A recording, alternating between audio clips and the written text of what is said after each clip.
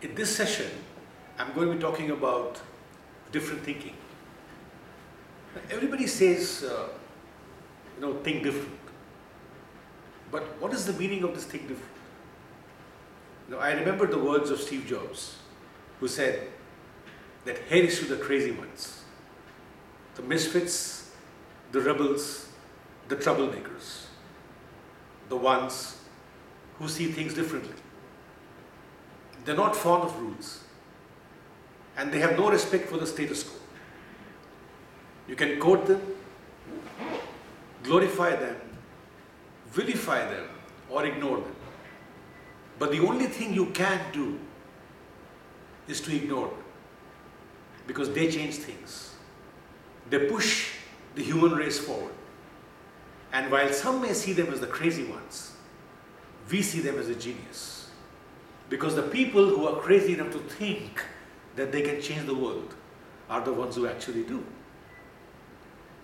I think this spells out everything about different thinking. Many people think that it is a crime to think different. Many people think that what the other person is going to think about me. I'm not supposed to be thinking different. But let me tell you, where everybody is thinking in the same way, nobody is actually thinking. In this world of conceptual age, we need original ideas. And from where those original ideas are going to come.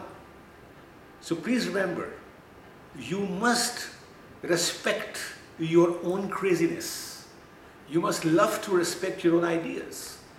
Even though they might be absolutely weird, they might be absolutely different. But if you don't respect your ideas, then who is going to respect? The world is not going to respect you, let me tell you. In fact, whatever ideas you're going to come out with, the world is going to challenge those ideas. It is very important for you to understand one thing, that you must respect your own craziness. And there is a genius inside every person. That different idea, that different thinking, that different ideology is your own genius. And you must know how to take that out. And this is what Steve Jobs meant. This is what he said, that please respect the craziness. And when he came, he completely transformed Apple into a very, very different company. Now, how Steve Jobs thought different? I think while everybody was looking at computers as drab productivity tools, Steve Jobs came and said, no, I'm not going to be looking at computer as a drab productivity tool. I'm going to be looking at computer as a toy, as an instrument for joy, for happiness, for creativity, for fun. And he did it. Apple is the result of that different thinking that Steve Jobs came out with. I think this is a fundamental learning that you have. You must learn how to challenge the conventional wisdom. You must reverse the conventional wisdom. While it was a norm for the people to go out and dine, waiters, cutleries, expensive bills, Ray Kroc of McDonald's, he had different ideas. He completely changed the way the restaurant business should be run. No waiters, no cutlery, no menus. And you first make the payment and then take your food. Ray Kroc has transformed McDonald's into the fastest business chain in the world, the fastest moving food chain in the world. It was a convention to put the engine at the front of the car. But what has the Cooper done? The Cooper, he put the engine at the back of the car because he was using the motorcycle engine at that time. And the experiment became so successful that almost all the cars imitated what Cooper did.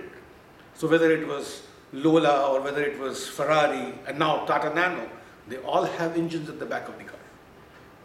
So you've got to understand one thing very clearly, that different thinking is all about challenging the norms, Just because something is being done in the same way over the last so many number of years does not mean that the same thing has to be done again and again in the same way for the coming number of years as well. It was a norm for the people to come and jump the bar in a straight way till Dick Frostberry came. He changed the rules of the game. What did he do? He jumped the bar backward. And when he jumped the bar backward, he created a world record. Because nobody thought that one can actually, jump so high when you are jumping backwards.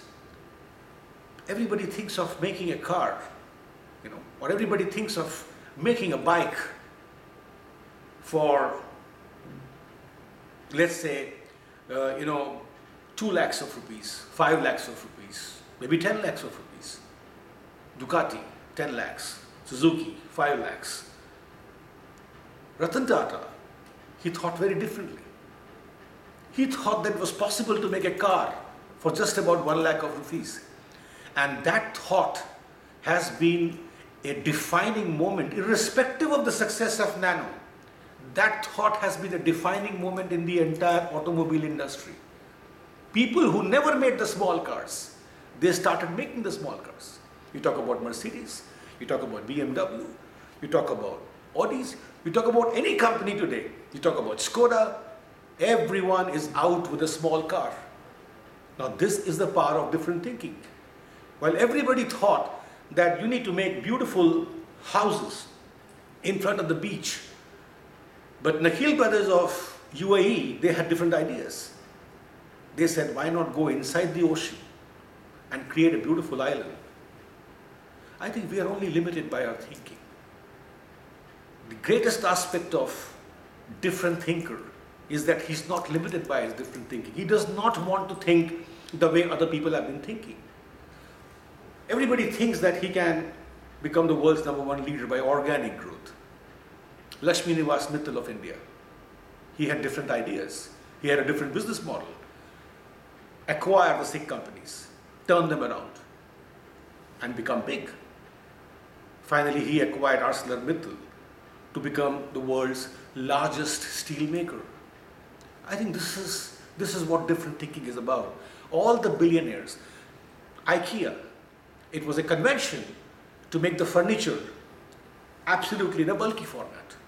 When IKEA thought of different ideas, he thought that the furniture can be broken into different parts.